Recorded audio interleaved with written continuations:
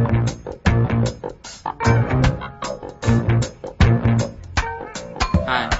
up, stand up. Today I'm going to talk about an issue that's very disturbing, and that issue is the black community. Now, last night my parents went to a meeting, a neighborhood meeting, and they were talking about how the kids were dying in the community, how there was so much gang banging, how people's houses were getting broken into, how houses were getting shot up. But what disturbed me is that they had no solution to the problem.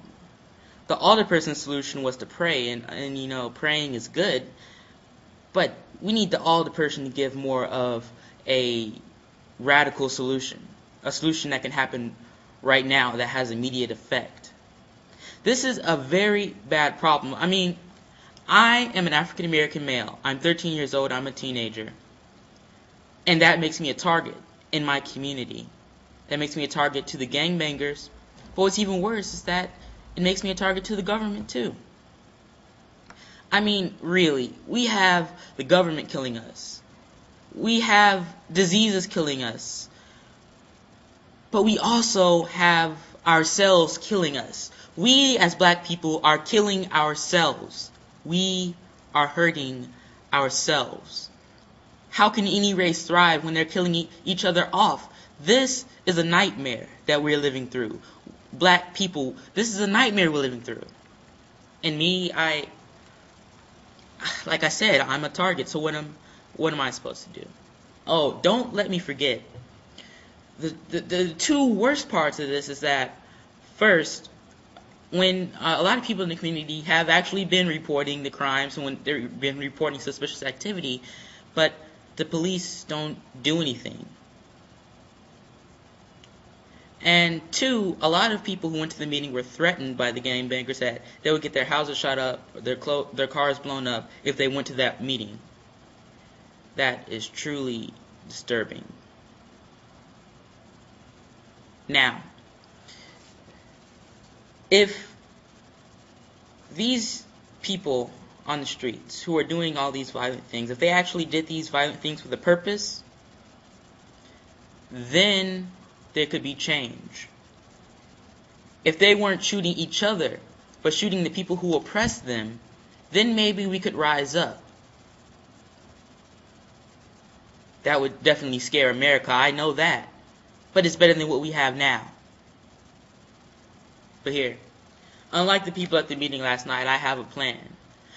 I think that it is possible to reach out to the gangbangers. I think that it is possible for change. I think change is possible.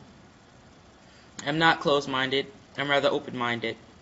And I think that I'm going to start a group, and I'm going to start getting kids in my community to join together, and perhaps we can change something. I don't know, it might be wild, but I'm going to do it. And also, the next meeting, I'm also going to speak to them. I'm going to speak to the adults, because the problem starts at home. And although people don't want to believe it, sometimes, you know, it might be the parents' fault. Not solely the parents' fault, but the parents have a lot to do with it a lot of the time.